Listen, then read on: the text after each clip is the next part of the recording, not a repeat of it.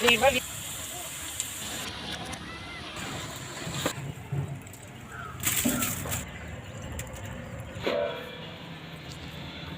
Friends, இன்றைக்கி chicken biryani எப்படி செய்யலாம் அப்படிங்கிறத பார்க்கலாம். வீடியோவை கடைசி வரைக்கும் பாருங்கள். வாங்க வீடியோக்குள்ளே போகலாம்.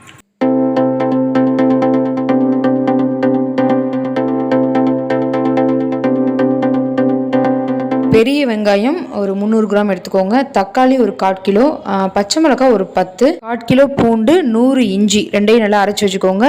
சின்ன வெங்காயம் வந்து 200 கிராம், அதையும் சேர்த்து அரைச்சி வச்சுக்கோங்க. புதினா ஒரு கட்டு, மல்லித்தலை ஒரு கட்டு, ரெண்டையும் நல்லா கட் பண்ணிவிட்டு அதையும் எடுத்து வச்சுக்கோங்க. தயிர் ஒரு 200 கிராம், 1/4 கிலோ நெய், 200 கிராம் கடலெண்ணெய், தனி மிளகாத்தூள், கோல்டு வின்னர் வந்து ஒரு 100 கிராம், சிக்கன் வந்து 1.5 கிலோ, பட்டை 4, 15 ஏலக்காய், ஒரு 7 லவங்கப்பட்டை, 3 நல்லா பவுட்ரு பண்ணி அரைச்சி வச்சுருக்கோம். இன்றைக்கி நாங்கள் 1.5 கிலோ பிரியாணி ரைஸ் வாங்கியிருக்கோம். சீரக சம்பாவோ அல்லது பாஸ்மதி ரைஸோ கிடையாது, பிரியாணி ரைஸ் 1.5 கிலோ சிக்கனுக்கு 1.5 கிலோ ரைஸ் கரெக்டாக இருக்கும்.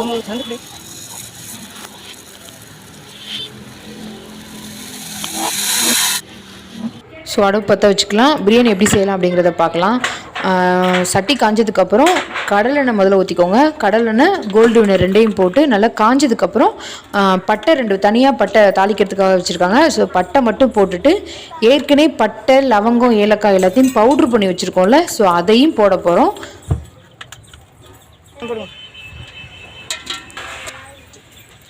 ஒரு 4 பட்டை, ஏற்கனவே பவுட்ரு பண்ணி வச்சுருக்க அந்த மசாலா, பிரியாணி மசாலாவும் இந்த நேரத்தில் போட்டுக்கோங்க. லைட்டாக ரொம்ப கருகக்கூடாது, லைட்டாக வதங்கினதுக்கப்புறம் நம்ம தாளிக்கிறதுக்கு வச்சுருக்க பெரிய வெங்காயத்தை இப்போ இந்த நேரத்தில் சேர்த்துக்கலாம். இது ஒரு 4 வெங்காயம், பெரிய வெங்காயம் ஒரு 4 வெங்காயம் இருக்கும். இது வதங்கினதுக்கப்புறம் ஒரு 10-11 பச்சை மிளகாய் வச்சுருக்கேன், அதையும் நல்லா வதக்கி விடுங்க. நல்லா வதங்கட்டும். வதங்கினதுக்கப்புறம் நம்ம சின்ன வெங்காயம் நம்ம அரைச்சி வச்சுருந்தோம்ல, அந்த சின்ன வெங்காயத்தை இந்த நேரத்தில் கொட்டி நல்லா வதக்க போகிறோம். கண்டிப்பாக சின்ன வெங்காயம் சேருங்க. வெறும் பெரிய வெங்காயம் மட்டும் சேர்த்தா இனிப்பாக இருக்கும். சின்ன வெங்காயம் கண்டிப்பாக சேர்க்கணும். நல்லா வதங்கினதுக்கப்புறம் இஞ்சி பூண்டு பேஸ்ட்டு சேர்த்துக்கோங்க.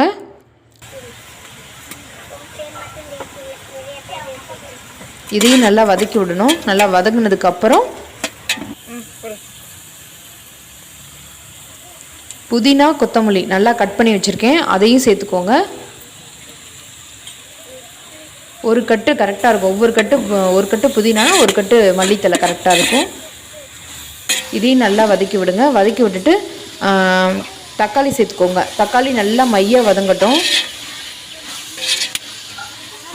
தக்காளி வதங்குறதுக்கும் கல்லுப்பு, கண்டிப்பாக கல்லுப்பு சேருங்க. டேஸ்ட் அவ்வளோ டேஸ்ட்டாக இருந்தது. கல்லுப்பு, நார்மல் உப்புக்கும் கல்லுப்புக்கும் நிறைய வித்தியாசம் இருக்குது. கல்லுப்புக்கு போட்டு நல்லா வதக்கிக்கோங்க. நல்லா வதங்கினதுக்கப்புறம் 2 ஸ்பூன் தனி மிளகாத்தூள் சேர்த்துக்கோங்க.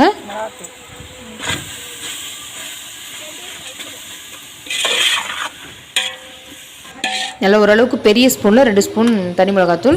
நல்லா வதங்கட்டும். வதங்கினதுக்கப்புறம் நான் இன்றைக்கி வந்து 1.5 கிலோ வந்து சிக்கன் எடுத்துருக்கோம். 1.5 கிலோ சிக்கனை இந்த நேரத்தில் சிக்கனை போட்டு நல்லா வதக்கிருக்கேன். அந்த மசாலா வந்து அந்த சிக்கனில் நல்லா இறங்கணும். நல்லா மிக்ஸ் பண்ணி விடுங்க.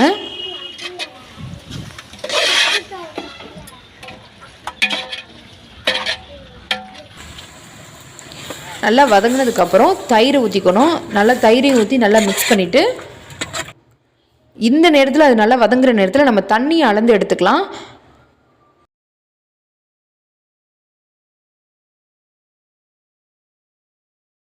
தண்ணி எவ்வளோமா வேணும்?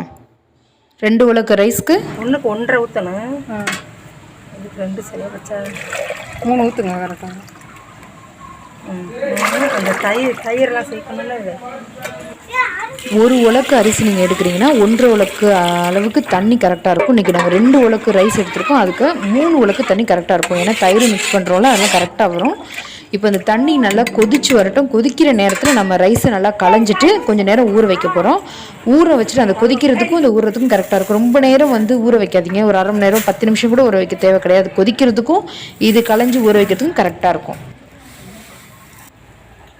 இப்போ இந்த நேரத்தில் நல்லா தண்ணி நல்லா கொதிச்சிருச்சு.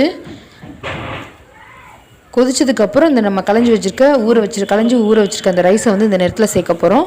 நல்லா சேர்த்துட்டு நல்லா ஒரு மிக்ஸ் பண்ணி விடுங்க. மிக்ஸ் பண்ணிவிட்டு கொஞ்சம் நேரம் அப்படியே நல்லா வேகட்டும். தண்ணி நல்லா வற்றி வரட்டும். தண்ணி வற்றி வந்ததுக்கப்புறம் தான் நம்ம தம் போடணும். ஃபஸ்ட் டைம் என் ஃபேமிலியில் இருக்கிற ஒருத்தரை வந்து கேமராவுக்கு முன்னாடி நான் காமிச்சிருக்கேன். சமைச்சிட்ருக்குது என்னுடைய அம்மா. ரொம்ப சந்தோஷமாக இருக்குது. சின்ன வயசில் எப்படி பிரியாணி செஞ்சாங்களோ அதே மாதிரி அதே டேஸ்ட்டில் கொஞ்சம் கூட மரமாக அப்படியே செஞ்சுருக்காங்க. நீங்கள் இதே மெத்தடில் ஃபாலோ பண்ணி செஞ்சீங்க, சூப்பராக இருக்கும். எல்லாருமே என்ஜாய் பண்ணி சாப்பிட்டோம். ஸோ நீங்களும் ட்ரை பண்ணி பாருங்கள்.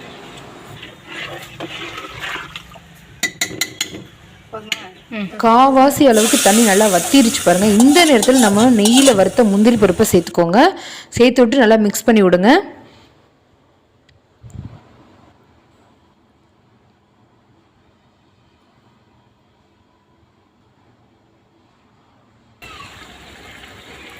அதோடு சேர்த்து எலுமிச்சை சாறு, பெரிய எலுமிச்சம்பழம், ஒரு 2 எலுமிச்சம்பழம், பெரிய எலுமிச்சம்பழத்தில் நல்லா சாறு எடுத்து அதையும் அதில் ஊற்றிடுங்க. ஊற்றிட்டு நல்லா மிக்ஸ் பண்ணி விடுங்க.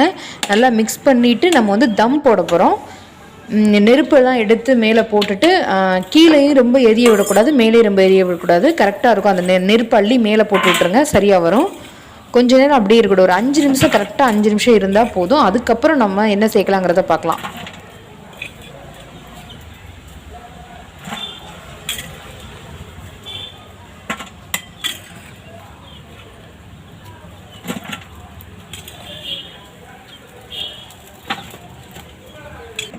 5 நிமிஷம் ஆயிடுச்சு.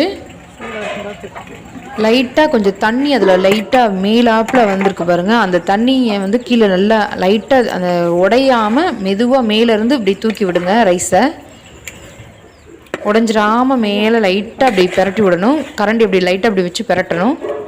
போட்டு கிண்டிடக்கூடாது. இந்த நேரத்தில் நெய் சேர்த்துக்கோங்க. தாளிக்கும் போது தயவுசெய்து நெய் சேர்க்க வேண்டாம். லாஸ்ட்டாக இறக்க போகிறதுக்கு கொஞ்சம் நேரத்துக்கு முன்னாடி, ஒரு 10 நிமிஷத்துக்கு முன்னாடி தான் நெய் சேர்க்கணும். அப்போ தான் வாசமாக இருக்கும். இந்த நேரத்தில் நெய் நல்லா சேர்த்துட்டு நல்லா மிக்ஸ் பண்ணிவிட்டு திருப்பி தம் போட போகிறோம். இப்போ ஒரு 5 நிமிஷம் அல்லது 7 நிமிஷம் கரெக்டாக இருக்கும். 7 நிமிஷம் தம் போட்டிங்கன்னா நல்லா உதிரியான ரைஸ் ரெடி ஆயிரும். இப்போ தம் போட்டுடலாம். தம் போட்டு ஒரு 7 நிமிஷம் கழிச்சு எப்படி இருக்குன்னு பார்க்கலாம். பாருங்கள் எவ்வளோ சூப்பராக வந்திருக்குன்னு. தண்ணி சுத்தமாக இல்லை, சூப்பராக நல்லா வற்றிடுச்சு, தண்ணிலாம் வற்றி. ஸோ நீங்களும் இதே மாதிரி இதே மெத்தடில் நீங்களும் ட்ரை பண்ணி பாருங்கள். இங்கே எல்லாருமே நல்லா என்ஜாய் பண்ணி சூப்பராக சாப்பிட்டோம். ஒரு 15 பேருக்கு கரெக்டாக இருந்தது. கீழே டிஸ்கிரிப்ஷனில் இன்க்ரீடியன்ஸோட டீட்டெயில் எல்லாம் கொடுத்துருக்கேன், செக் பண்ணி பாருங்கள். இதே மெத்தடில் நீங்களும் ட்ரை பண்ணி பாருங்கள். தேங்க்யூ ஃபார் வாட்சிங். இன்னொரு வீடியோவில் பார்க்கலாம்.